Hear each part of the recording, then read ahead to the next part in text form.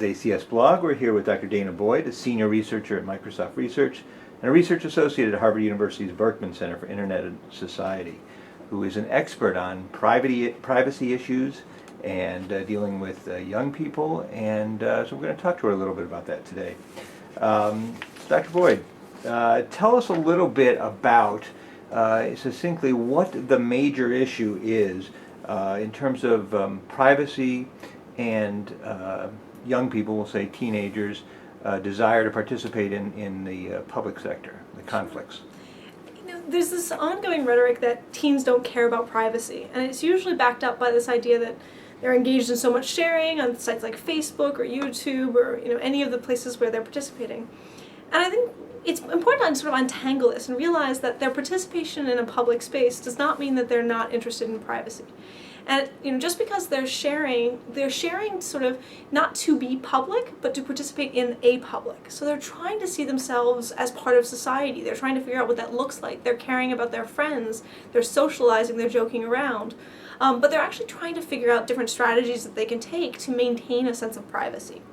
And so they're engaged in all sorts of strategies around using the technology in particular ways. They're engaged in strategies about really controlling access to meaning. So in this way, instead of controlling access to content, they're actually trying to really limit access to meaning as a sort of separate mindset. And really, they're just trying to make it work for them. They're trying to figure out what public life looks like, what society looks like, and how they fit into it. And so at some point, though, whether it's through their parents or through laws sometimes intended to protect them, you run into conflicts. Give us an example, without getting into the specific law, but give us an example of how that might happen. And we'll talk about COPPA as well. Sure. Part of it is that they're trying to figure out what makes sense, right? They have this question about who they care about. Most of the time, what teenagers are thinking about is they're thinking about their friends, they're thinking about parents, they're thinking about college admissions officers, people sort of in their lives really directly.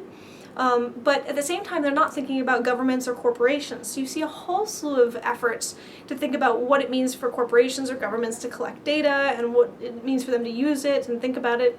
And for the most part, teenagers aren't paying attention to that, but they are frustrated when those efforts that are meant to protect them limit them from being able to have access to public space. And so they're constantly running up to these conflicts where they so desperately want to participate with their friends, and they don't want to be told no for reasons like it's for your better good. That never goes over well.